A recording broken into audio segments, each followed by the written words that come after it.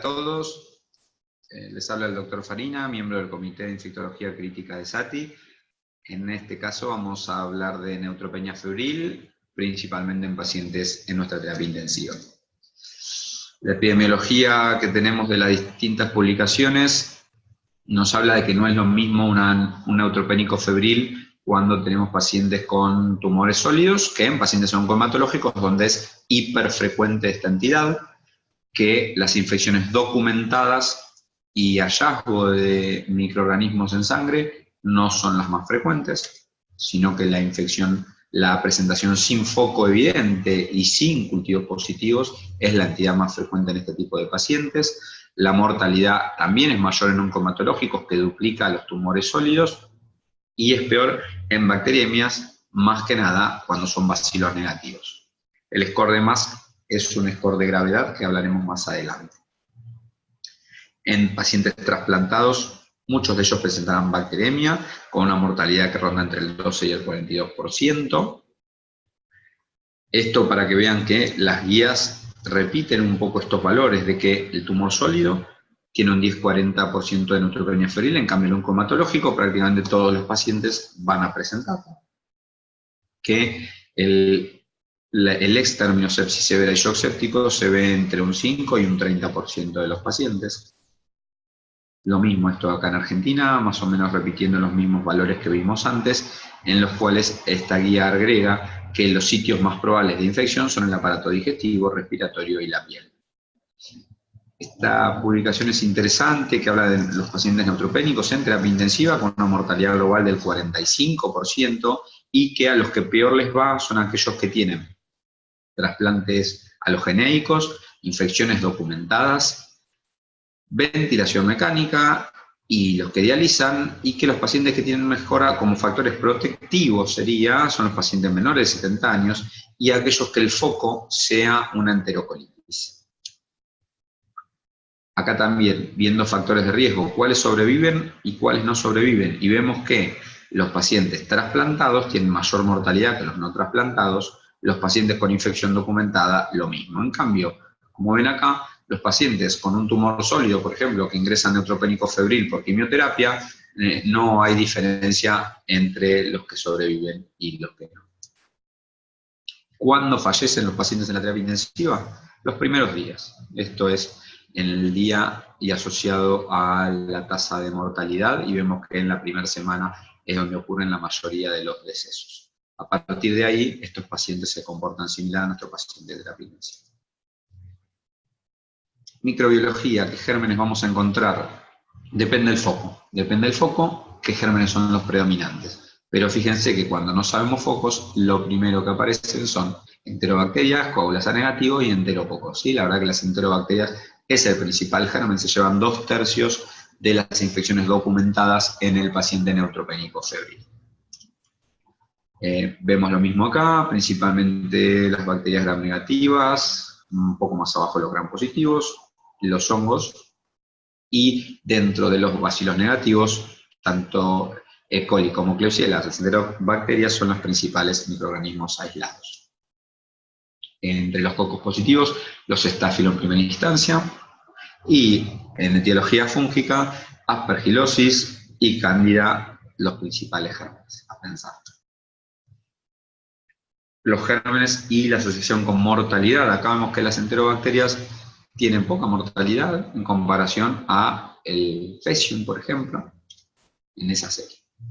Resumiendo un poquito, etiologías microbiológicas en neutropénico febriles, las enterobacterias a la cabeza. Siempre hay que pensar en Pseudomonas como causal, aparte por su alta virulencia.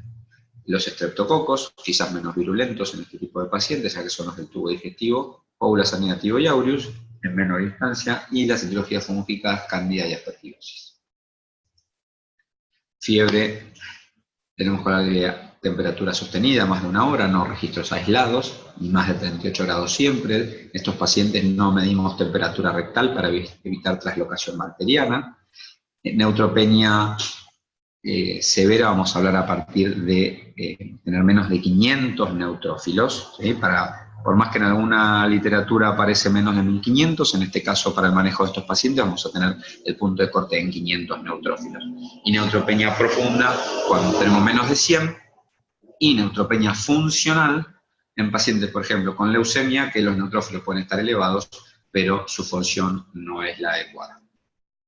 ¿Cómo es el manejo inicial de estos pacientes? Primero, entender que la neutropenia febril es una emergencia infectológica, que cada 30 minutos, en este caso que me retraso, incremento la mortalidad, así acá ven un tratamiento inicial y la sobrevida iniciado dentro de los 30 minutos de diagnóstico y a partir de los 30 minutos.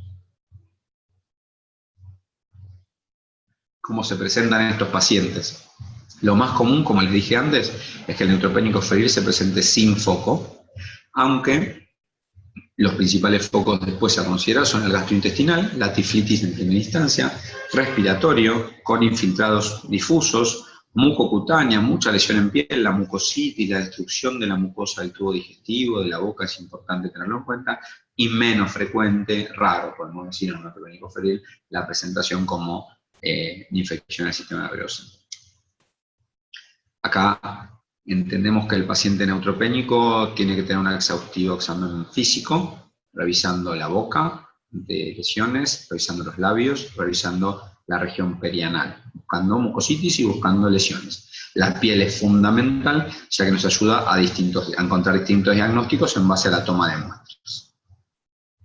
¿Qué otros datos, además de este examen físico exhaustivo? Si este paciente tiene catéter o no, si es transitorio permanente, nos puede modificar la terapéutica, si ya está colonizado con algún germen, si tuvo antibiótico, alergias, serologías, todo es importante para los esquemas a elegir. Le vamos a pedir un laboratorio general, a hemocultivarlo, al neutropénico febril y hacerle una placa de tórax. Si tengo disponibilidad rápida de la tomografía también, ya que en estos pacientes los infiltrados en una placa pueden no visualizarse. Dentro de los estudios opcionales, el urocultivo, ya que en estos pacientes solo tendríamos que pedirlo ante síntomas de infección urinaria y no pedirlo en forma sistemática, lo mismo que el estudio de materia fecal. Piel y partes blandas. Piel y partes blandas, lo importante es tomar muestra de cualquier lesión que nos parezca no significativa en estos pacientes puede ser importante. En este caso, esta lesión, que en un paciente nuestro con terapia intensiva puede ser frecuente, bueno, esto es un impacto de una candidemia, por ejemplo. Y en este caso, ya lesiones más importantes como vesículas por virus de la familia herpes.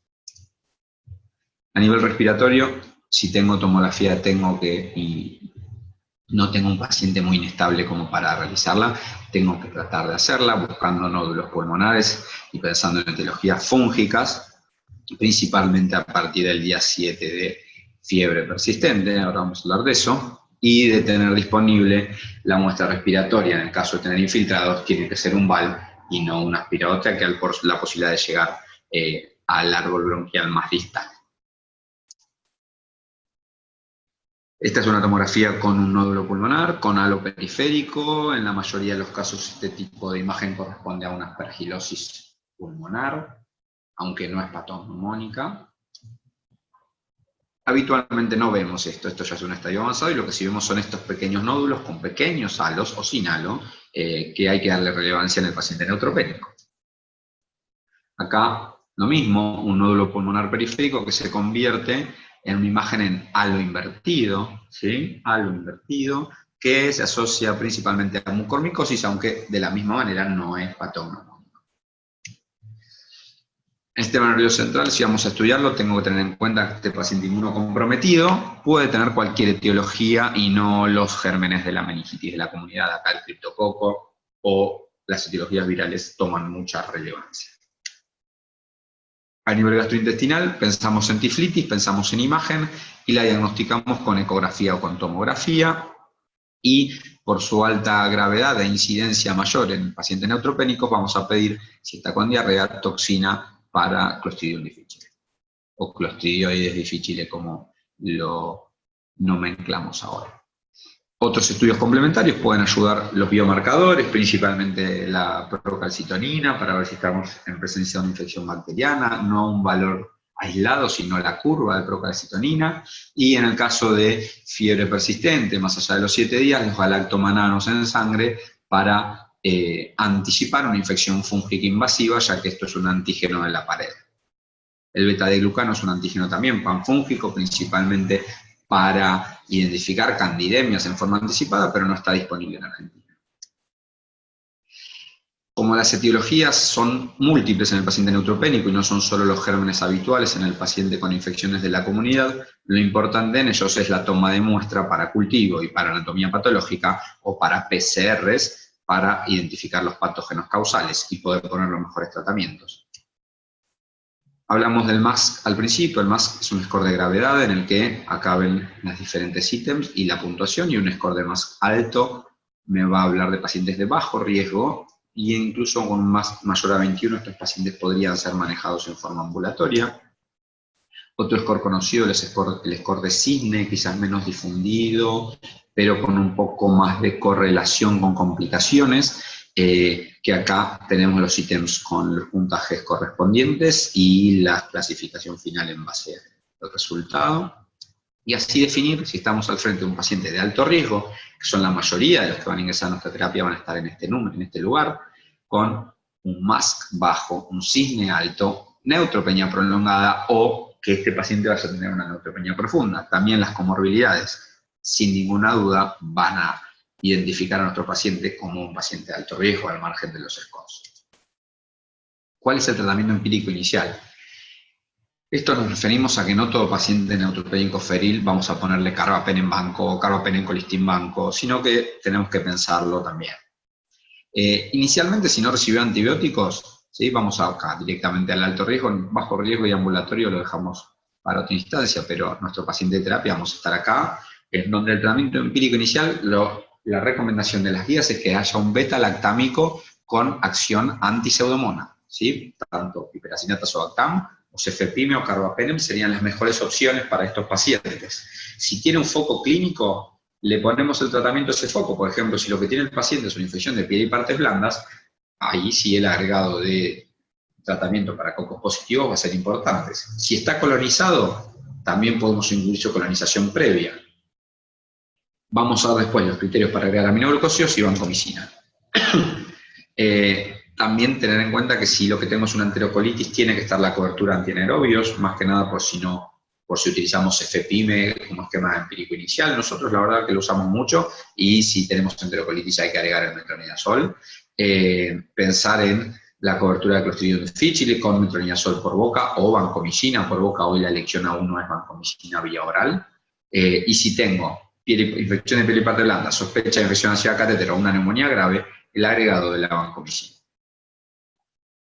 Bien, acá los factores de riesgo para gérmenes multiresistentes hay que tener en cuenta si ya tiene colonización con ellos, incluirlos dentro del esquema empírico.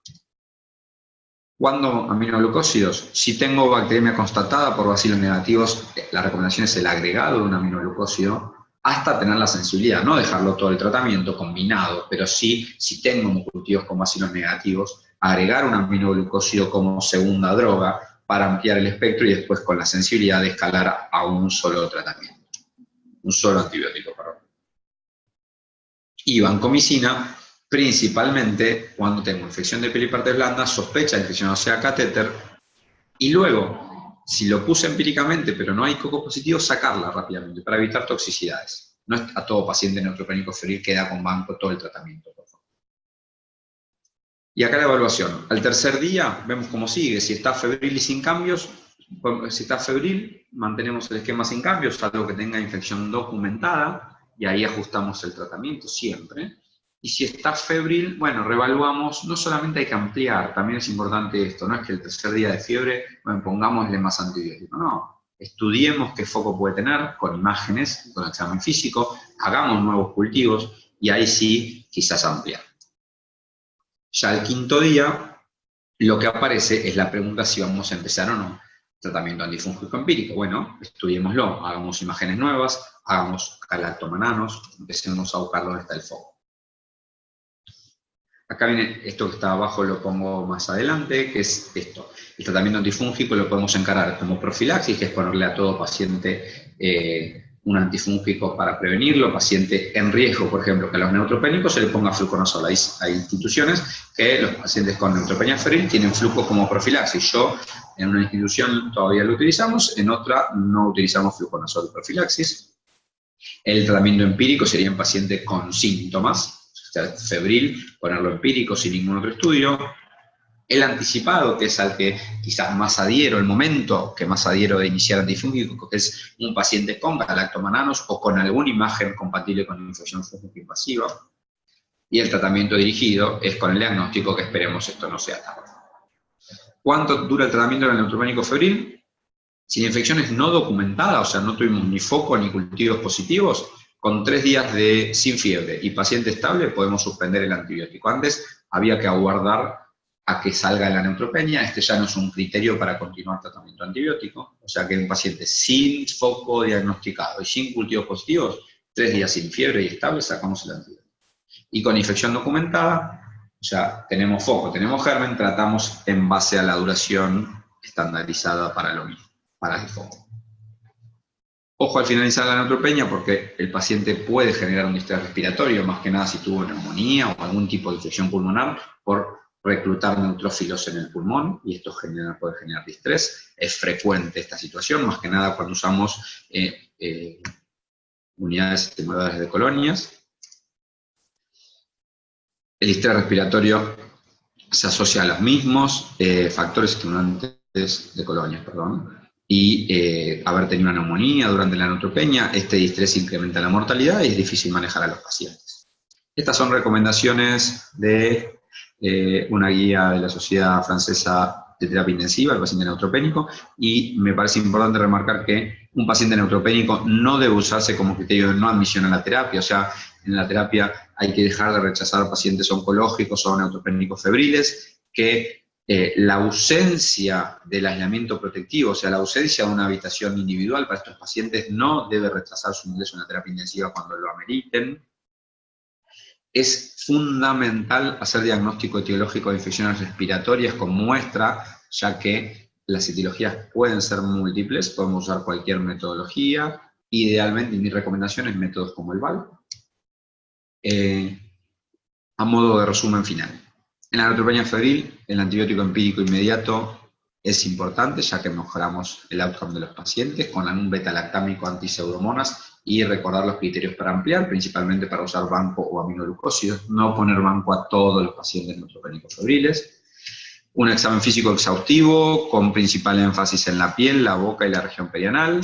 Tomar muestras siempre y hacer imágenes para buscar los distintos focos. Y el tratamiento con más de 48 horas a febril e idealmente fuera de la neutropenia, de escalar cuando tengamos cultivos. Muchísimas gracias a todos.